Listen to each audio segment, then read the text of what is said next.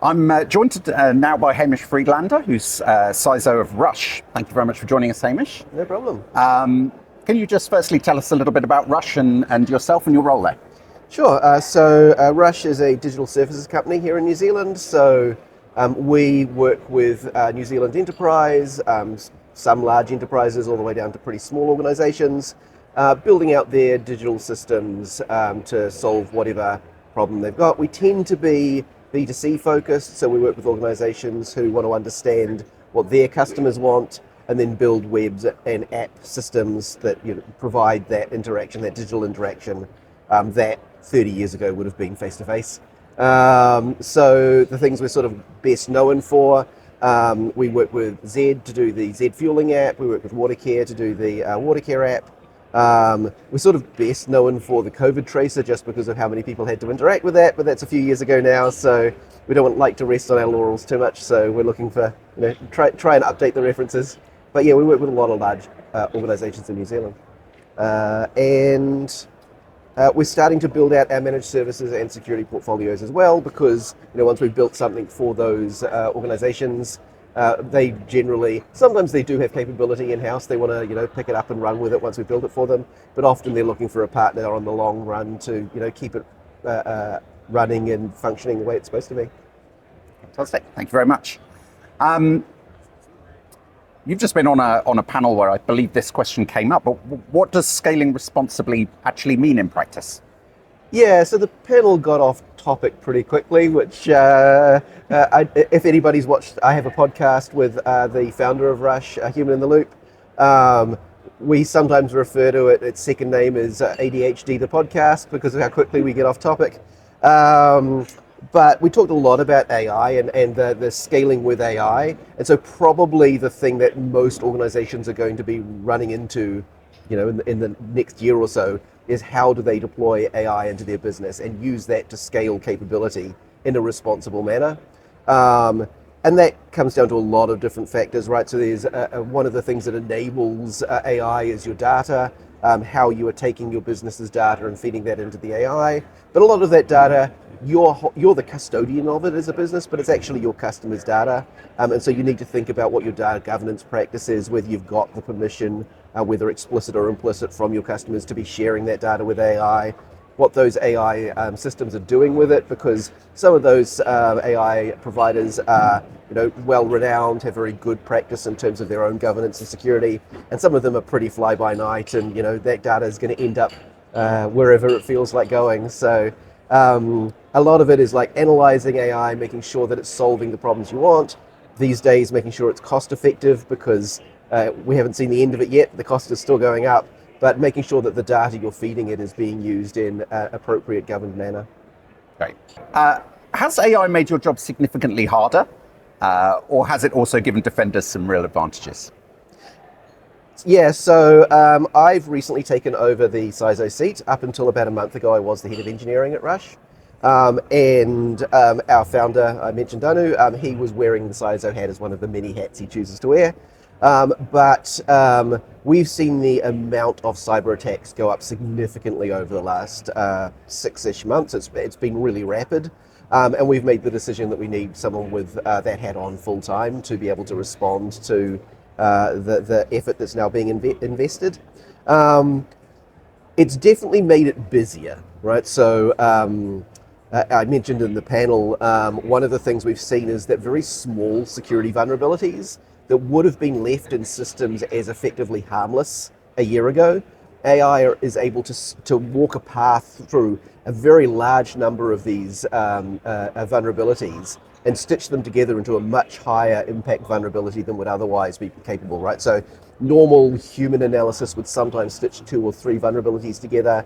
AI is doing it across 10 or 15 vulnerabilities, right? And they are have infinite patience and unlimited energy, and so they're able to just keep working at a problem in a way that a human can't. So yeah, there's way more vulnerability disclosures, and so we use a lot of other people's software when we're building our software. They've all got a lot of vulnerabilities being discovered, and attackers are just using these tools to discover vulnerabilities at a much faster rate. The other issue is how quickly they are now using those vulnerabilities to attack systems. So in 2024, it would take about 30 days on average between a vulnerability being disclosed and that starting to be attacked. It's fallen well under 48 hours this year, and they're predicting it will be under an hour in a couple of years. Just like if you've got an agent that's just watching those vulnerability feeds and then immediately looking for points to attack, it's a very rapid turnaround from disclosure to attack. So those same systems do enable us and give us power as well, so it's not completely hopeless. But yes, it's a very busy time responding to that change in threat. Interesting. Can you expand on how RUSH is responding to this challenge? So we've reached a point where the traditional way to respond to vulnerability disclosures is as they come through, you do a post-announcement analysis. So you'd look at the vulnerability, they would say how impactful they think it is. You'd then apply that to your systems and either uprate it or downrate it based on how you're using that service within your organization. And then if it's of high or critical importance, you'd do an emergency deployment to fix that vulnerability. Otherwise, you'd leave it for your regular patch cycle. But because just the volume of vulnerability disclosures that are coming through and how quickly those are getting exploited, we've decided that it's not really practical to do that in a post hoc manner anymore.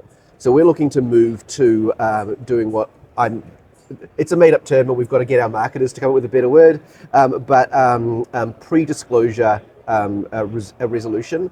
So we're basically just updating every dependency, whether there's a disclosure or not, before that disclosure happens. So that by the time that there is a disclosure, we have a version that's available that already has that fix in place, and we can roll out those changes very quickly. You know, that's much more expensive than if you were just doing one update every couple of months. But given that we're effectively running full-time teams doing these updates now anyway, it's cheaper than running that full-time team, and you get all the advantages of doing it ahead of time. Great stuff. So what's the biggest cybersecurity mistake that organizations still make, even after all the major attacks we've seen? Cool. So this is going to be something pretty specific to organizations that have engineers or do software development. A change that we've seen over the last year is that the development practice itself is often not as secure as it could be. It's a bit of a soft target. So the systems that have been built, those systems that are out in production, they've been hardened, they've been pen tested, they're behind a bunch of firewalls and other equipment to keep those systems safe. But the developer machines, they've generally had pretty poor practice in terms of like what software they're running on those systems, how they do that development practice and so forth. And over the last year, supply chain attacks have become a really hot topic of conversation. And I think that first time you get like a big supply chain attack, it can be tempting to feel like it's a one-off, right? That it's not going to be something that repeats itself. And that hasn't been the case. It's sort of become the threat actors have become aware that this is sort of a soft target that there isn't really a good solve for. There's a bunch of point solutions that are coming out now. So Aikido SafeChain, we work with Aikido sometimes, and other vendors, they have solutions to some of this problem, but there's a lot of process change that has to happen that might affect your developer efficiency. And so coming up with ways to uplift the security of your development systems while maintaining your developer efficiency is a real focus for us, and I think something that a lot of organizations are still kind of not really got a handle on how much they're going to need to put into that space in the next year or two. Great. Thank you. Last question. Is there a security habit that every employee should have that would prevent more incidents than any technology could?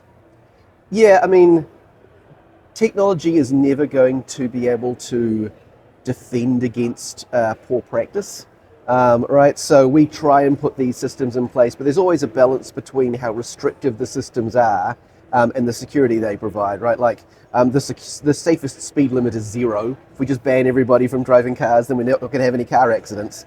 But we still need to allow employees to do their work, right? And so we are dependent on every employee in an organization following basic security practice. And so hopefully your organization has some sort of general security training that's available for all employees. Don't just see that as like a checkbox exercise that you have to get through on a Monday that's pretty annoying, that prevents you from getting to your real work. That is us trying to help you understand part that every employee plays in keeping those systems secure, right? So phishing in particular, again, AI is enabling incredibly high quality phishing attacks and the spear phishing where it's focused on a particular individual, right? So 5 years ago, it was general emails to everybody. Then it moved on to emails where it was like from your CEO asking for you to transfer money for a specific project that was actually being done in the company. And now it's moved on to like video and voice messages where, especially if there are people on your board or your senior leadership team that are out in public that have media, it's pretty easy to build a digital replica of those people now and provide incredibly detailed fake versions of those people asking you to do things that include information that you really feel should only be known to people in your organization. So there's a lot more that you need to be aware of and paying attention to as an employee to make sure that you're helping defend from that sort of attack. Fantastic. Thank you very much. Thank you. Appreciate it. The New Up until Zealand recently, CIO Innovation Summit and the TED Talks stage. Okay. Do we think we're clear? Let us resume, Hamish. Where were we?